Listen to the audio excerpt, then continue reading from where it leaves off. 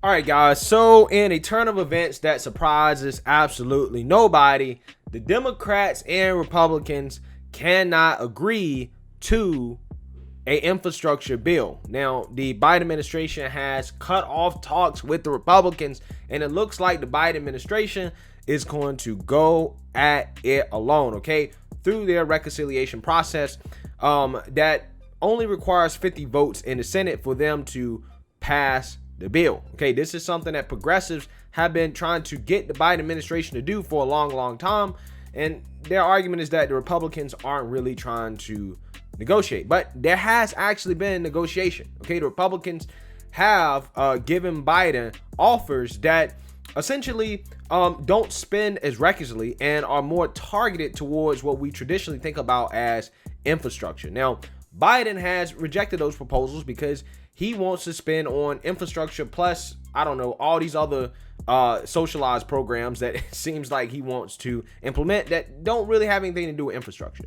And because of that, there's a large gap in the cost, right? And there is disagreement on how to pay for it. So, like I said, Biden has ended the talks with the Senate, but I do want to read in more detail in regards to what is going on because it's important to understand exactly what the issue is here. So this is according to the Wall Street Journal, which honestly is my favorite website, guys. I mean, the Wall Street Journal is GOAT, okay? President Biden called off an effort to reach an infrastructure compromise with several Senate Republicans after progress stalled, shifting his focus to a separate set of negotiations with a group of Republicans and Democrats in an effort to salvage a bipartisan deal on the issue. At the same time, Senate Democrats signaled they were preparing to move at least part of an infrastructure package forward through a process relying on only Democrat support. Weeks of discussions between Mr. Biden and a group of 6 Republicans had left the two sides still deeply divided on the size of an infrastructure package and how to pay for it. An exchange of offers last week did little to resolve the major disputes, the Republicans continuing to reject Mr. Biden's ideas for raising revenue, and the White House arguing that the Republicans' counteroffers were too small. White House Press Secretary Jen Psaki said that Mr. Biden informed Senator Shelley Moore Capito, the lead Republican negotiator, that the latest offer from the Republican group didn't meet his threshold for spending on infrastructure, clean energy, and job creation. She also said the White House felt its efforts in talks to close the spending gap with the GOP stance hadn't been fully reciprocated. Basically, she's saying that the Republicans weren't negotiating in good faith. Okay, that's what she's trying to say. Republicans, meanwhile, said Mr. Biden hadn't shown enough willingness to narrow the scope to more traditional infrastructure projects and scale down the costs accordingly. They had also favored user fees, which the White House rejected, rather than higher taxes to pay for new spending.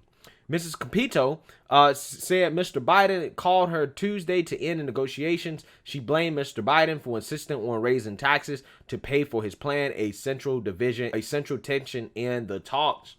Quote, after negotiating in good faith and making significant progress to move closer to what the president wanted, I am disappointed by his decision, she said.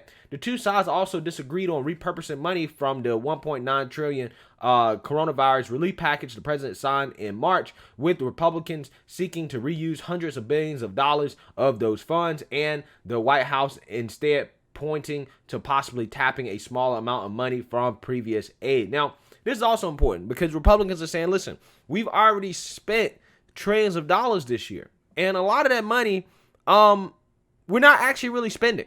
Okay, we don't actually really need it. So let's use some of that money to pay for this infrastructure package because both parties want to do it, right? Both parties want to upgrade infrastructure. Now, I always maintain that Republicans should have done this under Trump. They should have done it under Trump. Okay, but McConnell blocked that from happening. He stopped it from happening. Now it seems like they're at least somewhat willing to negotiate with Biden. But, you know, Biden doesn't seem to be willing to not raise taxes, one, and to also not spend so recklessly. Okay, the Republicans, it seems like they actually are trying to come up with creative ways to pay for this without increasing taxes. And I actually commend the Republicans for that because I argue that's what the conservative solution should be. The conservative solution should be more incremental and it should be more efficient. Okay, it should get rid of waste, fraud, and abuse. That's what conservatives should focus on, right? That doesn't mean do nothing. It means make the process more efficient and more responsible, okay? And it seems like that's what Republicans were trying to do. But Biden, on the other hand, he doesn't want to do that. He's more concerned about just tax and spend, tax and spend, tax and spend. Hopes for an agreement had dimmed even before Mr. Biden formally ended the negotiations. On Friday, Mrs. Capito offered a $50 billion increase to the Republican plan, which called for $257 billion in new spending above already anticipated baseline levels and totaled $928 billion over 8 years. Mr. Biden had most recently pushed for $1 trillion in new spending above the baseline, floating alternative ways to raise revenue instead of raising the corporate tax rate, including beefing up tax enforcement and establishing a minimum corporate rate. Now, again, this is also what I don't like about what Biden is doing, is that he's trying to beef up the IRS, okay? He's trying to empower the IRS to basically collect more money, okay, to tax the middle class more. Now, he's telling people that he don't want to tax middle class, but if you actually read the details of what's going on here, Biden is going to get money from the middle class one way or the other, okay? And his beefing up of the IRS is his way to do that. Okay, most people that get audited by the IRS, they're people that own businesses, right? That own LLCs. They are entrepreneurs. Those are the people that get audited. Okay, and they don't necessarily have to make a lot of money, right? That's not to say that rich people don't get audited, but a majority of the audits come from those who aren't really making that much money, and that's something that a lot of people don't understand. And when Biden's trying to beef that up, he's trying, what he's doing is that is an extra tax on the middle class. It is, okay? Republicans had said they would be unwilling to further increase their offer, which first came in at $568 billion over 5 years, including baseline spending. Mr. Biden's $1 trillion offer was a decrease from the White House original $2.3 trillion plan, which put hundreds of billions of dollars towards workforce development, housing, and caring for elderly and disabled Americans, in addition to repairing bridges and roads. Quote, we're at the point where we put a bipartisan program together with Republican votes. We're as high as we're going to go, said Senator John Barrasso, a member of GOP leadership and one of 6 lawmakers negotiating with the White House, said Tuesday. The White House will now turn to a bipartisan group of lawmakers as another possible path towards reaching a compromise. A small group of Republicans and Democrats, including Senator Rob Portman, Mitt Romney, and Joe Manchin, have been discussing a plan that would spend up to $900 billion over 5 years. According to people familiar with the talks, the figure includes baseline spending projections of future spending if current infrastructure programs continue, according to one of the people and lawmakers involved in the effort said their proposal could still change. Mr. Biden spoke with members of a bipartisan group, including Mr. Manchin and Senator Bill Cassidy and Kyrsten Sinema on Tuesday. Members of the group met Tuesday night to discuss their proposal. All right, so just so that this video is not too long, essentially what's happening here is that in regards to Biden's, infrastructure and family plan, those talks are just kind of done, right? The main talks right now. But there are some other bipartisan talks going on in regards to what they're going to do in the future that could address infrastructure, okay? That's something that it seems that both parties really want to do. At this point, it just comes down to how much to spend and how much they're going to pay for it. And at this point, a lot of the Democrats on the left, again, like I told you, they don't want to negotiate with Republicans at all. They want to do something else. And it seems that Biden may or may not go in that direction.